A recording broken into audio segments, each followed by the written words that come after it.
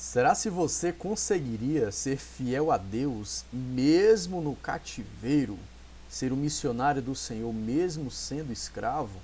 Essa é uma das grandes lições que nós tiramos da lição de hoje, lição de número 8. Naamã é curado da lepra. Essa é a lição que nós estamos estudando, vamos estudar no dia, nesse vídeo, e no domingo, na Escola Bíblica Dominical, você vai poder aproveitar, estudar essa lição maravilhosa, um texto muito conhecido de toda a igreja, mas que é muito interessante para que nós possamos entender como Deus opera seus milagres, seus prodígios e suas maravilhas. A lição é a lição de número 8, Naamã é curado da lepra. O texto áureo diz assim: então desceu e mergulhou no Jordão 7 vezes, conforme a palavra do homem de Deus, e a sua carne tornou como a carne de um menino, e ficou purificado. Está em 2 Reis 5:14. A verdade prática diz assim: Deus não opera milagres necessariamente segundo as nossas expectativas. Ele faz da forma e no momento que lhe apraz. Deus faz como ele quer. O texto bíblico, a leitura bíblica em classe, está no segundo livro dos Reis, capítulo 5, dos versículos 1 a 10, o versículo 14 e dos versículos 26 a 27. Vamos ler? E Naamã, chefe do exército do rei da Síria, era um grande homem diante do seu senhor e de muito respeito, porque por ele o Senhor dera livramento aos sírios, e era este varão homem valoroso, porém leproso. E saíram tropas da Síria e da terra de Israel, levaram presa uma menina que ficou ao serviço da mulher de Naamã. E disse esta à sua senhora: tomara que o meu senhor estivesse diante do profeta que está em Samaria, ele o restauraria da sua lepra. Então entrou Naamã e o notificou a seu senhor, dizendo: assim e assim falou a menina que é da terra de Israel. Então disse o rei da Síria: vai, anda, e enviarei uma carta ao rei de Israel. E foi, e tomou na sua mão 10 talentos de prata, e 6.000 siclos de ouro, e 10 mudas de vestes. E levou a carta ao rei de Israel, dizendo: logo em chegando a ti esta carta, saibas que eu te enviei Naamã, meu servo, para que o restaures da sua lepra. E sucedeu que, lendo o rei ao rei de Israel a carta, rasgou as suas vestes e disse: sou eu Deus para matar e para vivificar, para que este envie a mim, para que eu restaurar um homem da sua lepra? Pelo que deveras notai, peço-vos, e vede que busca ocasião contra mim. Versículo 8. Sucedeu, porém, que ouvindo Eliseu, homem de Deus, que o rei de Israel rasgara as suas vestes, mandou dizer ao rei: por que rasgaste as tuas vestes? Deixa ouvir a mim, e saberá que há profeta em Israel. Veio, pois, Naamã com seus cavalos e com seu carro, e parou à porta da casa de Eliseu. Então Eliseu lhe mandou um mensageiro, dizendo: vai e lava-te 7 vezes no Jordão, e a tua carne te tornará, e ficarás purificado. Verso 14. Então desceu e mergulhou no Jordão 7 vezes, conforme a palavra do homem de Deus, e a sua carne tornou como a carne de um menino, e ficou purificado. Então ele entrou e pôs-se diante, versículo 25, então ele entrou e pôs-se diante do seu senhor, e disse-lhe Eliseu: de onde vens, Geazi? E disse: teu servo não foi nem a uma nem a outra parte. Porém ele lhe disse: porventura não foi contigo o meu coração, quando aquele homem voltou de sobre o seu carro a encontrar-te? Era isso ocasião para tomares prata, e para tomares vestes e olivais, e vinhas e ovelhas, e bois e servos e servas? Portanto a lepra de Naamã se pegará a ti, e a tua semente para sempre. Então saiu diante dele leproso, branco como a neve. Então, uma coisa que a gente pode perceber é que nessa lição, o comentarista, a leitura bíblica são bem extensas, né? Então nós tivemos aqui 14 versículos.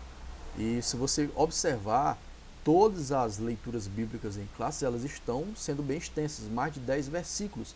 Coisa que às vezes nós não temos em outras lições, temos lições muito curtas, não é verdade?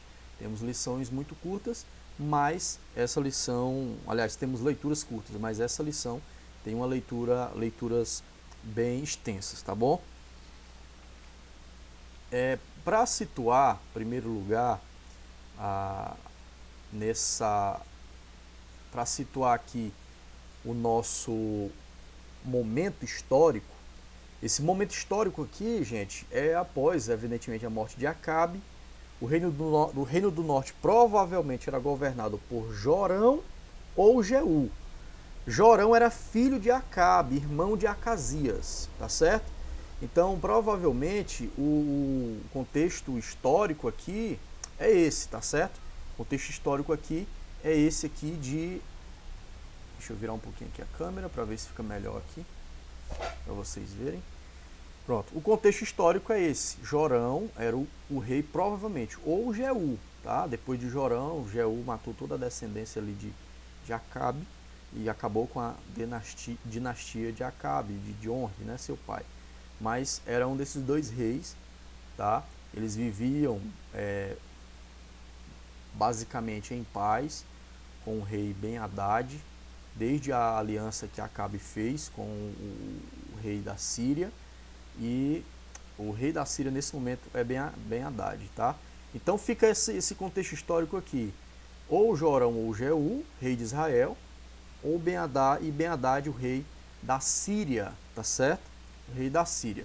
Em primeiro lugar, Naamã é curado de lepra. Esse é o primeiro capítulo dessa história. É uma história que começa, gente, com uma história de escravidão.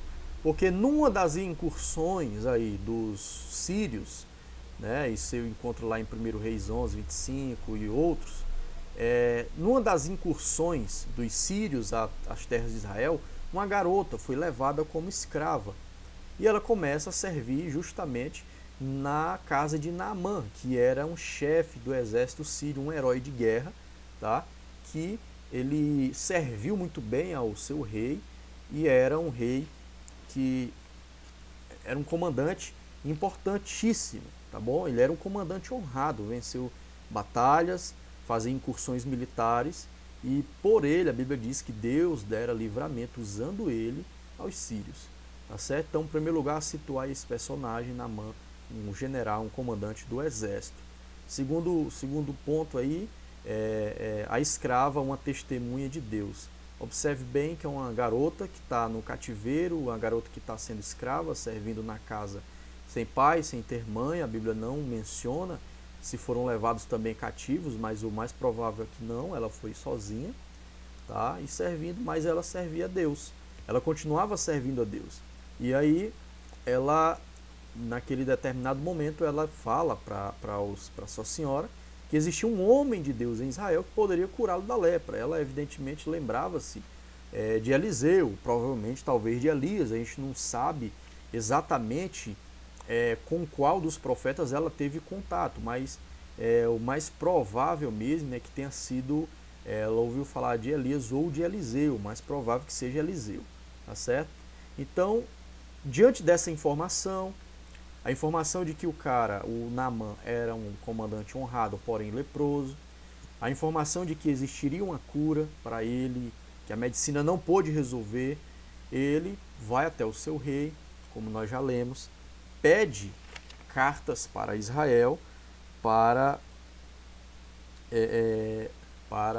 eles irem até Israel procurar a cura. Engraçado que ele acreditou na palavra da menina, levou ao rei, o rei acreditou na palavra da menina, deu carta para ele ir até o reino de Israel. Chegando, né, ele faz uma caravana, inclusive uma caravana muito rica, tá? Ele levou 10 talentos de prata, 6.000 ciclos de ouro e 10 mudas de vestes. Então levou um grande presente e ao levar esse presente, ele procurava comprar ali o favor do rei de Israel, ou trazer presentes em uma comitiva de paz, porque a intenção dele era de fato paz. Mas não foi assim que ele foi recebido, né? Lá no reino de Israel. O rei, ou Jorão ou Jeú, ficou na verdade atemorizado, acreditando que na verdade era um espião, tá? Para buscar a ocasião, buscar um motivo de guerra. Eles viviam em paz, mas para buscar um motivo de guerra. Esse motivo de guerra poderia basicamente, o rei não conseguiria curar Naamã e o rei da Síria declarar guerra em favor do seu chefe, do seu exército. Caravana importante, tá certo? Vamos passar aqui para o segundo capítulo. Já temos aí 10 minutos de vídeo para que você tenha A gente vai passar para o segundo capítulo da lição. A gente está seguindo exatamente aqui o contexto da lição para que você possa compreender. Tá aí, ó, o mergulho no Rio Jordão. Observe que o profeta Eliseu, ele não se impressionou, na verdade, com a pompa, né? Ele não se impressionou com a pompa desse homem aqui. Tá? Ele não se impressionou com a pompa dele. Ele nem sai para recebê-lo, na verdade. Tá aí no capítulo 2, no capítulo 5, verso 8, você pode observar, não está aparecendo o meu rosto aí para você, mas está ouvindo minha voz.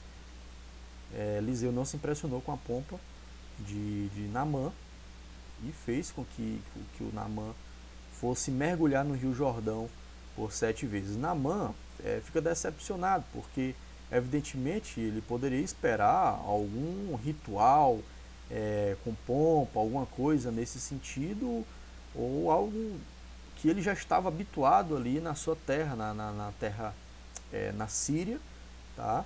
Os deuses sírios, talvez ele estava acostumado a ter alguma cerimônia religiosa buscando a sua cura. Mas, na verdade, o profeta simplesmente o mandou mergulhar. É interessante que o rei ficou atemorizado com o pedido de Naamã, e Eliseu simplesmente disse a ele: olha, diga para ele vir até aqui, para que ele veja que ainda há profeta em Israel. Quando Naamã chega com os seus carros, seus cavalos, Eliseu mandou só um mensageiro, né, que foi aqui Geazi, dizendo: vai e lava-te 7 vezes no Jordão. O Jordão não era um rio tão nobre quanto os rios lá da Síria, né, como ele fala do rio Abana e do rio Farpar. Mas ele, de certa forma, obedece ao profeta, meio a contragosto, ficando bem indignado, mas vai e mergulhar no rio. O terceiro ponto aí do segundo capítulo diz: Deus ainda opera milagres e não misticismos. Interessante como isso está colocado aqui, porque de fato Deus operou milagre no 7º mergulho. Isso aqui, gente, não é isso aqui não é, tá, como eu posso falar aqui, isso aqui não é, gente, uma